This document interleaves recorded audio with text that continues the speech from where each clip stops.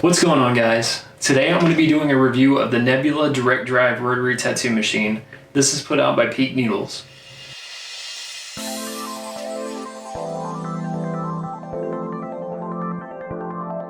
This is the Nebula Direct Drive Rotary Tattoo Machine by Peak Needles, and since putting this video together I've used the machine several times and I'm really liking it. So out of the box I thought it was super nice that a machine builder includes RCA with their machine. It's also a little over 7 feet long. Also included with this machine you get 2 injection molded collets and you get an Allen key.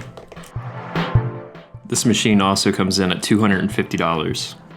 The rotary machine is an aluminum body with a Japanese motor, and it's a pretty light machine weighing 104 grams. These machines come in a variety of colors and they are anodized aluminum. The adjustable cam ranges from 1.5 millimeters to 5 millimeters. Use the Allen key that is included to adjust it. The RCA jack accepts a 3.5 RCA cord. It is also suggested that the machine runs between 6 volts and 8 volts for optimal use. And Peak Needles do warn that you do not go over 10 volts as you could damage the motor. The vice screw and the threading on the machine are metal, which is used to loosen or tighten the collet.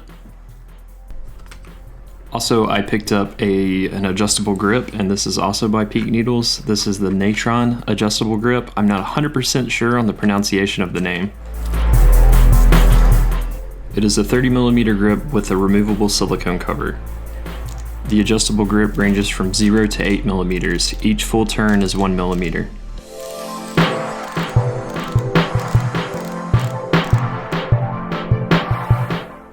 The center bore is 3 millimeters and it is compatible with most cartridges.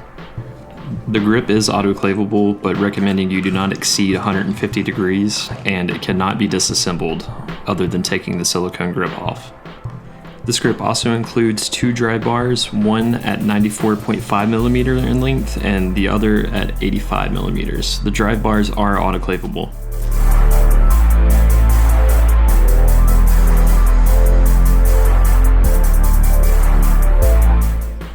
As I said earlier, I've used this machine several times since making this video, and I'm really happy with the weight of the machine, the overall balance of it, and how it feels in my hand. So this is my hands-on review of this machine. So using this machine so far, I realize this is a very powerful machine. I've been running it at about 7.5 volts, depending on what I'm doing, give or take about 0.5 volt. This is an excellent machine for line work and color packing. I haven't really used it a whole lot with shading just because I tend to use a different machine, but I'm starting to use this one a little bit for black and gray work, and it works out really nicely with that adjustable stroke, adjusting it to different styles and applications of tattooing. So far as using this machine, I've used Fuck Sticks, Steel Fangs, Peak Needles, Cheyenne, and a couple other cartridges, and they've all run flawlessly with this machine and grip. Now the cons for this machine, and this is for me, my personal opinion. On the machine itself, I wish there was an easier way to adjust the stroke on the fly, and I wish the collets were metal instead of plastic. As far as the grip goes, it works pretty good. It seems to be a little bit finicky with holding the cartridges in sometimes when you're adjusting it. Sometimes the cartridge would pop out while I was running the machine and adjusting it at the same time, but since using it, it seemed to have gotten a little bit better as I'm starting to get a hang of it.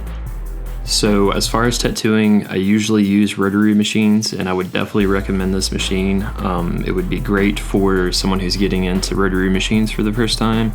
I got this machine as a backup, but after using it a few times, I'm actually starting to use it a lot more than I thought I would.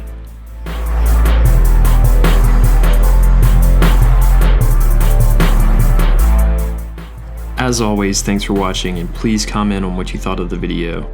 If you like this, consider subscribing because I'm putting out videos like this at least once a week.